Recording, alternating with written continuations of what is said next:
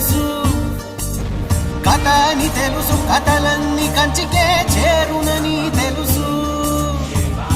తెలుసు తెర తొలుగుతుందని, తెలుసు తెల్లారుతుందని, తెలుసు ఈ కట్టె పుట్టుకుమంటదని, తెలుసు ఈ మట్టి మట్టిలో కలిసిపోతదని. ఇన్ని తెలిసి ఇరకాటంలో పడిపోతావు ఎందుకని? మాయ